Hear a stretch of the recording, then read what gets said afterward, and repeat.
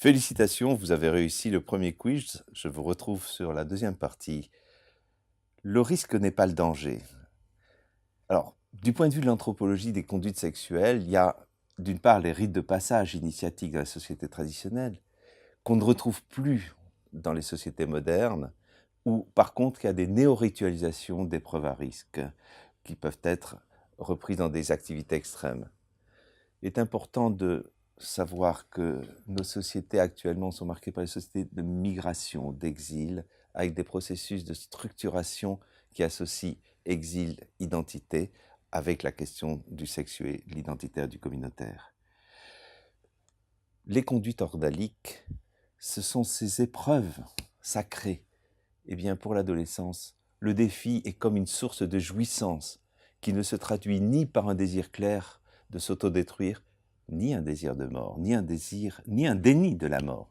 Tout se passe comme si la prise de risque est une tentative de maîtriser ses peurs d'enfant. Dans la langue de l'enfant, la conduite séductrice aguicheuse d'une fille de 10 ans peut être là, c'est une demande d'amour, d'affection. Elle peut être entendue, mal entendue par l'adulte comme une provocation en appel sexuel. La confusion, c'est l'abus. Abus sexuels, intrafamiliaux, l'inceste. L'inceste, non seulement père, mère, trop souvent méconnu, fraternel, mais dans nos sociétés recomposées avec les beaux-parents. Tous les milieux sociaux, culturels y sont représentés. On ne peut pas en parler. C'est de l'innommable pour l'adolescence. Mais pourtant, ça se manifeste et il faut savoir l'écouter, même si ce sont des manifestations non spécifiques, des douleurs abdominales, des troubles gynécologiques, des céphalées, des accidents à répétition, fugue, échec scolaire, passage à l'acte suicidaire, anorexie, conduite toxicomaniaque. Eh bien, toutes ces manifestations doivent amener à penser qu'il peut y avoir derrière des histoires d'abus, de violence. Ce qui est difficile, c'est que ces réactions induisent déni et confusion. L'interlocuteur qui les entend doit essayer d'accompagner la parole pour que puisse se révéler le secret dans lequel l'adolescent est enfermé.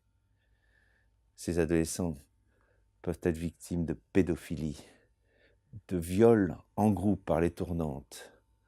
Ce traumatisme, particulièrement lorsqu'il fait effraction de virginité, mais de toute façon, engage le devenir psychosexuel de façon péjorative, d'autant qu'il la submerge de honte, de culpabilisation dans le secret.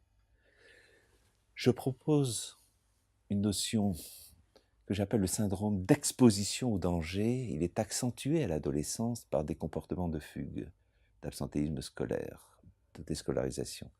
Danger, c'est celui de l'infection de l'ensemble des MST, des conduites de prostitution, des conduites addictives, à la fois alimentaires, toxicomanie, alcoolisme, mais aussi la perte de contrôle de soi après une crise de toxique qui expose à des violences sexuelles.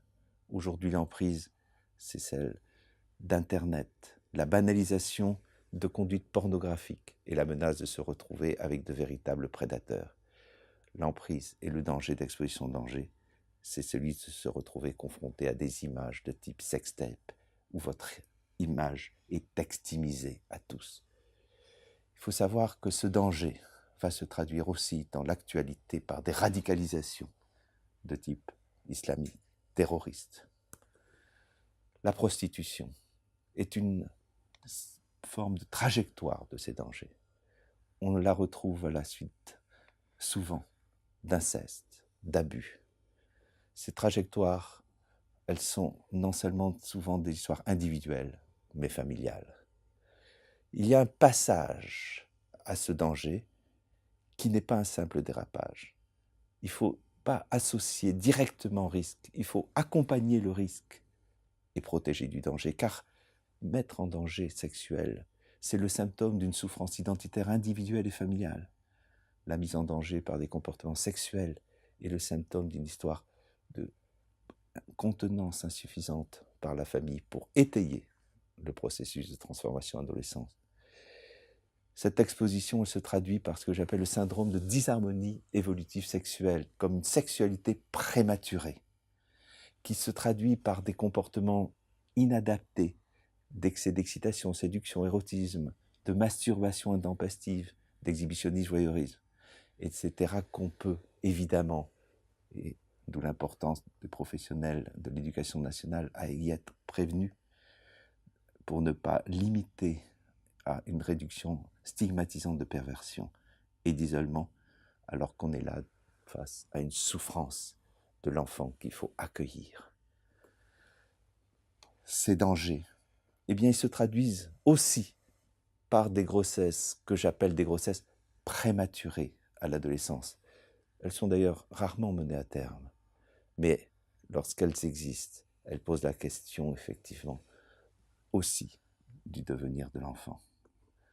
Ces grossesses, ces désirs de grossesse par rapport au désir d'enfant traduisent une ambivalence à la fois consciente dans la recherche d'un plaisir, mais d'un enfant non désiré, inconsciente dans cette angoisse de vérification de l'intégrité, de l'intériorité d'un dedans d'un corps qu'on vit comme menacé. Ça se traduit parfois par ces oublis de pilules, ces ratés de contraception, mais c'est aussi ces IVG à répétition, ces grossesses prématurées. La notion de risque de grossesse, même si elle est connue au niveau conscient, n'est pas forcément assimilée. D'où l'importance de cet accompagnement d'une contraception efficace qui ne soit pas uniquement une information, mais aussi une écoute de l'ambivalence. Beaucoup de vierges enceintes consultent au planning familial. Et maintenant, nous passons au deuxième quiz. Je vous remercie.